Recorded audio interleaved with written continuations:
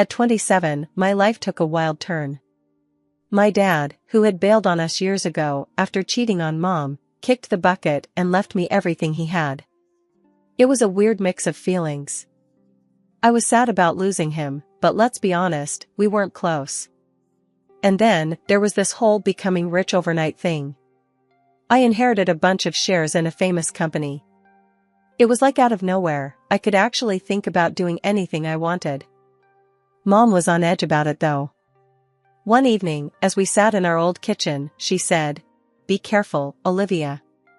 Now that you're loaded, you'll see how many leeches come sniffing around." I just laughed it off. "Mom, come on. I can handle a few gold diggers." Then I met Mark.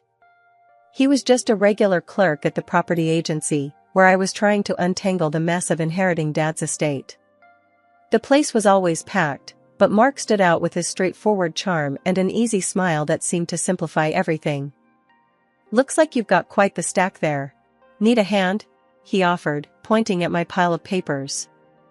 "Would love some help, thanks. Feels like I'm drowning in paperwork," I admitted. As he sifted through the forms, he kept the conversation light. "So, inheriting a fortune, huh? Bet that's a lot to take in."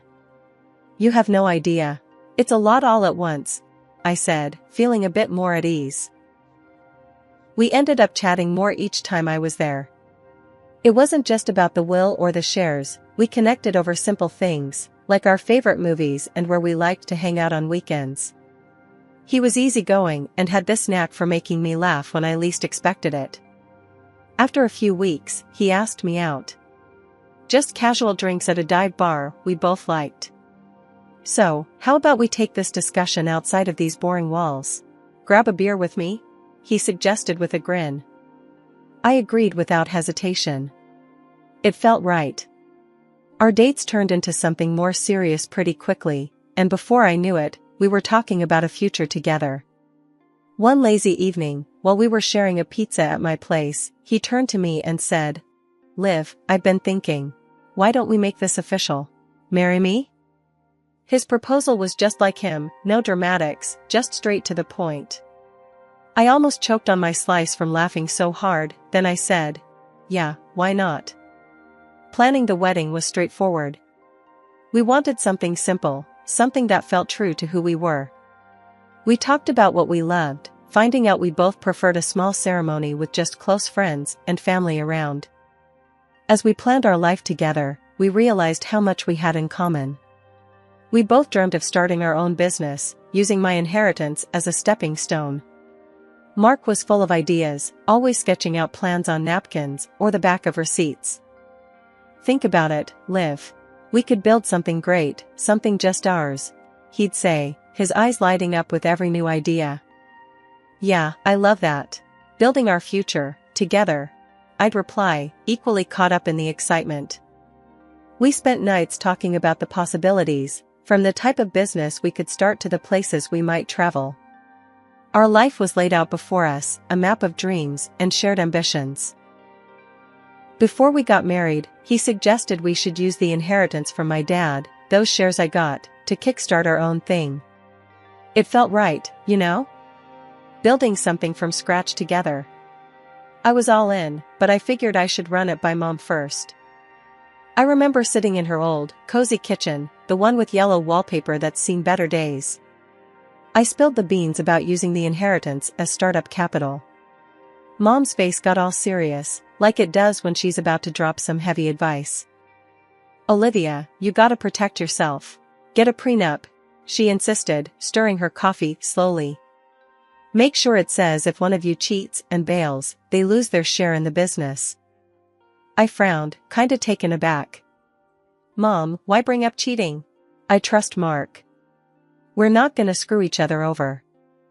She sighed, the sound heavy with old hurts. "I'm just saying, Olivia, because of what your father did to me. It's not about trust, it's about being smart."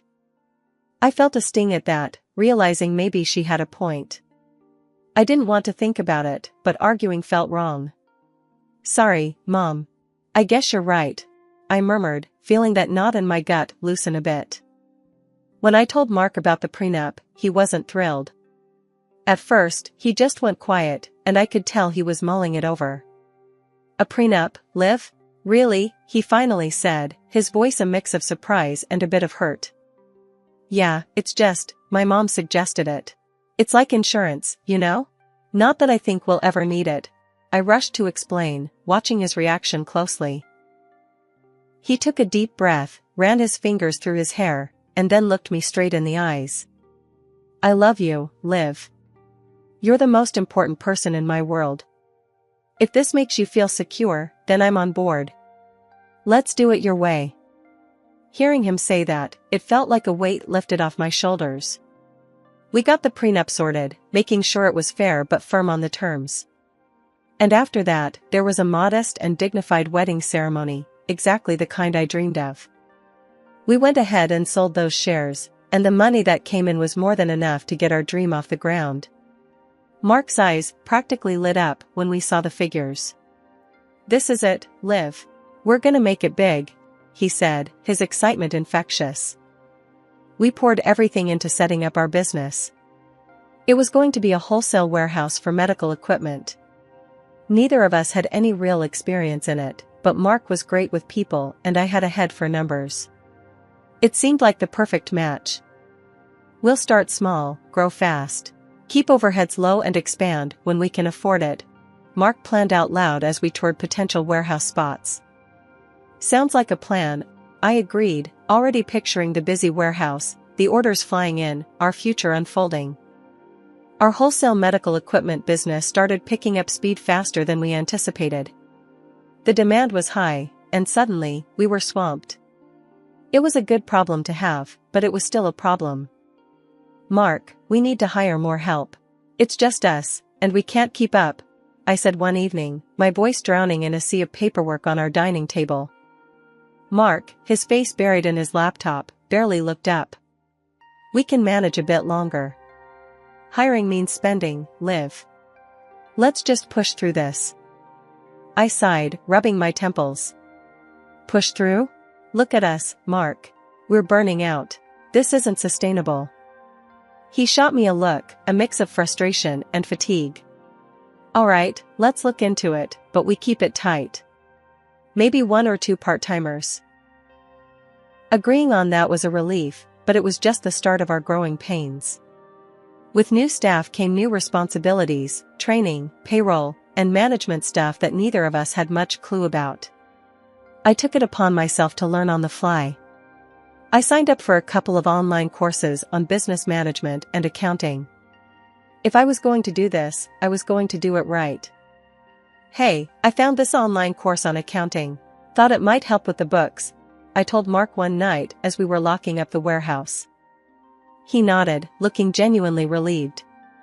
That's great, Liv. I've been worried about keeping up with all that. But as the business grew, so did the tension between us. We were both stressed, and it started to show. Mark was out networking and securing deals while I was back at the warehouse, keeping everything running. It felt like we were living separate lives. One particularly rough day, I snapped. You're always out there, schmoozing and having a grand old time, while I'm stuck here sorting out mess after mess. Mark's face hardened. Schmoozing? You think I enjoy this? This is for us, for the business, Liv. It doesn't feel like us anymore, Mark. It feels like you and me, separately. I shot back, my voice cracking a bit from the stress. We both cooled down eventually, but it was clear we needed to make some changes. We decided to start scheduling regular meetings to sync up, discuss what was happening in both sides of the business, and just reconnect as a couple, not just business partners. Let's try to not talk shop during dinner, okay? Just us, no business talk, Mark suggested during one of our first attempts to balance work and life. I agreed, more than ready to find some normalcy again. Deal. And maybe we can actually take a day off together soon? Like a real day off? As we implemented these small changes, things started to improve. The business was still demanding, but managing our roles and stress became a bit easier. It was a learning curve, dealing with the growth of our business and the strains it put on us. As our business grew, so did the workload. I was buried in the day-to-day operations, managing everything from inventory to customer complaints. It was non-stop, and all that stress, coupled with too many quick meals eaten at my desk, meant I started putting on weight. My once casual jeans became a struggle to zip up, and I barely recognized the woman staring back at me in the mirror. It wasn't just the physical changes, I felt myself wearing down, losing that spark I used to have. Mark, on the other hand, spent his days schmoozing with trading partners. It was all about networking for him, building relationships that would benefit our business. But as he threw himself more and more into that part of the job, I felt him drifting away. He started coming home late, his reasons vague, his explanations hurried. Just had to wrap up with a client, or got caught up at the office, he'd say. It was happening too often, and it didn't sit right with me. One evening, with the party of one of our biggest suppliers just around the corner, Mark dropped a bombshell that left me reeling. We were in our kitchen, me trying to decide if I should even bother trying on another dress that I knew would be too tight, when he came out with it. "Liv, you're not coming to the party," he declared, not even bothering to look up from his phone. I froze, a dress in my hands. "Excuse me? Why the hell not?" He finally looked up, his expression cold and detached. "Look, the people there, they have a certain image. You don't fit it anymore, Liv." I couldn't believe what I was hearing. "What's that supposed to mean?" "It means you've let yourself go, Liv. You don't look the part, and I can't have you standing next to me tonight. It's bad for business," he said bluntly, as if he was talking about a faulty piece of equipment rather than his wife. I threw the dress down, my whole body shaking with anger and hurt. "So, I'm just an embarrassment to you now? Is that it?" He shrugged, his indifference like a slap in the face. "I'm thinking about the business." "That's what you should be doing instead of getting upset over a party." The words stung, and I could feel tears prickling at the back of my eyes, but I fought them back. "You go to your precious party, Mark. Don't worry about me." He left without another word, and I spent the night alone, the silence of the house echoing around me like a mockery. The more I thought about it, the more it hurt. Was this what our marriage had come to? Was the business all he cared about now? When he came back, it was late. I was sitting in the living room, the lights off, just waiting. I needed to understand why he thought it was okay to treat me like this. "How was the party?" I asked, my voice steady, despite the turmoil inside. "It was fine. Got some promising leads," he replied casually, as if nothing had happened. "That's good," I said, keeping my voice calm. "And was it worth it?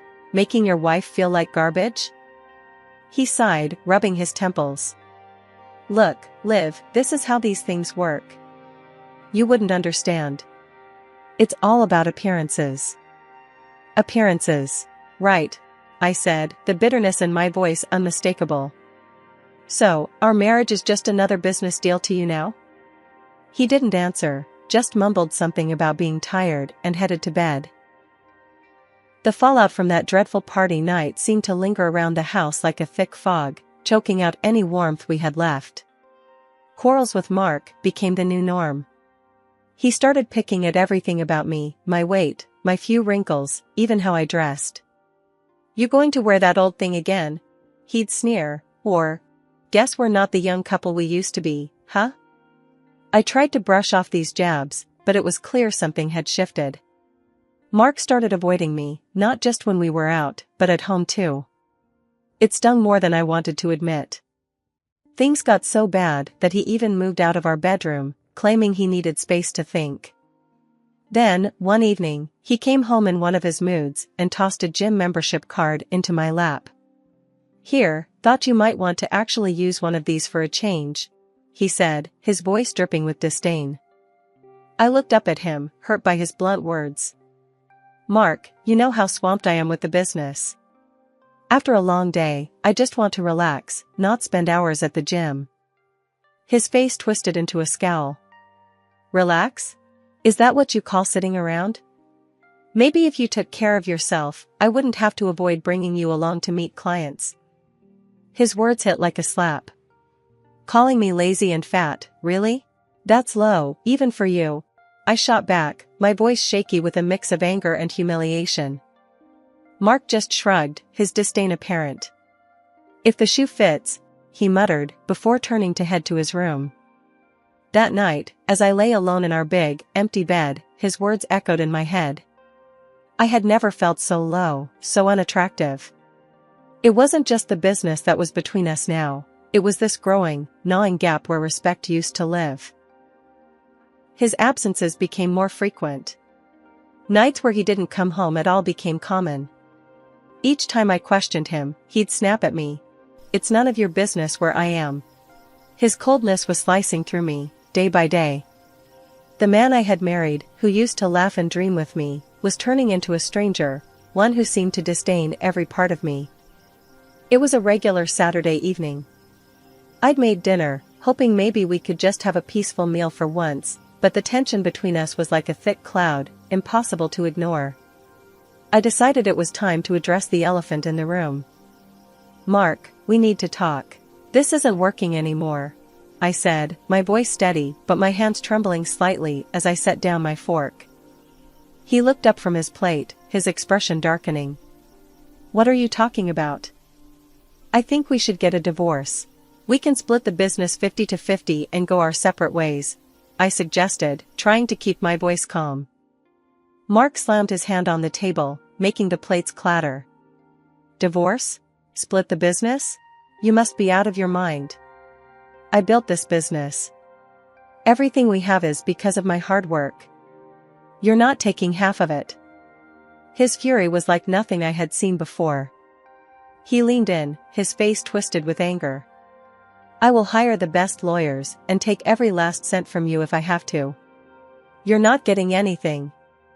I recoiled from his harshness, feeling a mixture of fear and shock. Mark, please. Don't you dare, please me, you scary, lazy fat woman. Don't bother me anymore and get out of my house, he yelled, his voice echoing off the walls. Tears welled up in my eyes, and I couldn't hold them back. I rushed to the bathroom to wash my face, trying to calm down. That's when I noticed Mark's phone on the counter. It buzzed with a new message, and without thinking, I picked it up. The message on the screen was from someone named Jesse, full of heart emojis. I love you so much, can't wait to see you again, it read. My heart pounded as I typed in his password, his birthday, easy to remember, and opened his messages. The texts I found were like daggers. Love notes, plans for a getaway, selfies of them together, and even a message thanking him for the new car he'd bought her. I felt sick to my stomach, not just from the betrayal, but from the sheer audacity of his deceit. But as I scrolled through more messages, something within me snapped. No longer was I just the heartbroken wife, I was now a woman scorned, fueled by a cold, calculating anger. I made copies of everything, photos, texts, receipts for the car. Anything that could help me in the coming storm. Then, carefully, I replaced his phone exactly where he'd left it. When I walked out of that bathroom, I was a different person. I didn't confront Mark. I didn't break down again. I simply went back to the table, cleared the dishes, and planned my next move in silence. He suspected nothing, still consumed by his own rage and arrogance. The very next day, I went to our office early, before anyone else could arrive. My mind was set, I needed to gather all the evidence before I could make my next move. I started with the financial documents and company accounts, meticulously checking each entry to piece together how Mark managed his deceit. It didn't take long before I found what I was looking for, a record of the car he purchased for his mistress. The amount and the date were all clearly listed, right there in our business expenditures. It was more than just a betrayal, it was embezzlement. Armed with copies of every incriminating document, I left the office feeling a mix of dread and determination. Sitting in the lawyer's office later that morning, I laid out everything. He's been unfaithful, and I have proof. Texts, pictures, even a receipt for a car he bought for his mistress, I said, handing over the copies I'd made. The lawyer looked over the documents, her expression unreadable. This is good, With the prenup and this evidence, we have a strong case. He won't see what hit him. I nodded, the reality of the situation settling in. I want to keep the business. It's not just his, I've worked too hard to let it go. We'll make sure of it, she assured me, her confidence reassuring. Armed with legal advice, I returned home to face Mark. He was in the living room, scrolling through his phone, oblivious to the storm coming his way. We need to talk, I said, standing at the entrance, my resolve firm. He looked up, annoyance flickering across his face. What now, Liv? I've seen the texts, Mark. I know about Jesse, I stated flatly, watching his face change from annoyance to shock. What are you talking about? He stammered, putting down his phone. Don't bother denying it. I've got all the proof I need. And I've seen a lawyer, I continued, my voice cold. Mark got up, his demeanor shifting to one of anger. You went through my phone? You're invading my privacy now? This is beyond privacy, Mark. You cheated. You lied. And you threatened me. It's over, I said, cutting off his attempts to intimidate me. He scoffed, shaking his head. You think you can take the business from me? You're nothing without me. That's where you're wrong. I'm everything I need to be. And I have enough to prove your infidelity, which, thanks to our prenup, means I get the business. I shot back, my confidence growing with every word. Mark was silent for a moment, his face a mix of anger and disbelief. You won't get away with this. I already have, Mark. I'm 2 steps ahead. And I'm taking what I deserve, I said, feeling a strange mix of triumph and sadness. By the time our court date rolled around, I was ready. Mark tried to fight, but the evidence was overwhelming. When the judge finally made the ruling, it was almost surreal. By court order and according to our prenuptial agreement, half of the business owned by Mark was awarded to me. This decision not only solidified my control over the company we built together, but also handed me the reins to our entire family fortune.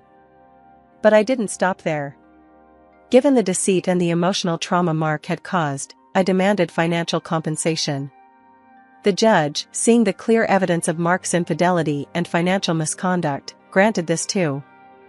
As I stood outside the courthouse, the cool breeze felt like a fresh start, washing away the remnants of a battle hard-fought and hard-won. Back at the office, the atmosphere was palpably different. I walked through the doors not just as a co-owner, but as the CEO. The employees looked up, some with smiles, others with a cautious curiosity about what changes might come. But all I felt was a surge of determination to steer the ship right. Morning, everyone. I greeted them with a newfound confidence. Let's get to work. We've got a lot to do, and I'm here to make sure we succeed more than ever. The responses were mixed, but mostly positive. People were ready for a fresh start as much as I was. I spent the day going through plans, meeting with department heads, and laying out the new vision for the company. It was exhilarating to have full control, to make decisions based on what I believed was best for our future. Late in the afternoon, I sat down in my office, the sun casting long shadows across the floor. The phone rang. It was Mark.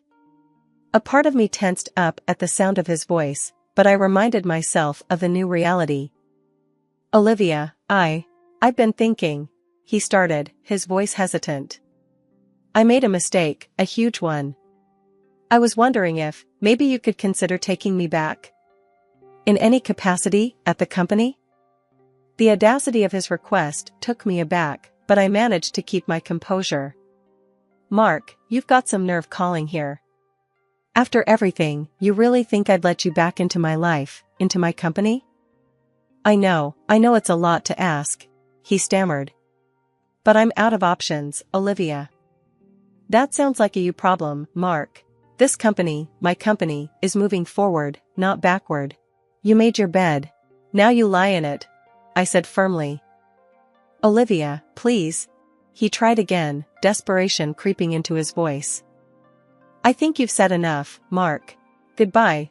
I cut him off, hanging up before he could say another word. It felt good to finally close that chapter, to assert my independence without a trace of doubt. The next few weeks were a blur of activity. I rebranded the company, shifting our focus to innovation and community impact. We started initiatives that were close to my heart, like sponsoring health programs and investing in eco-friendly technologies.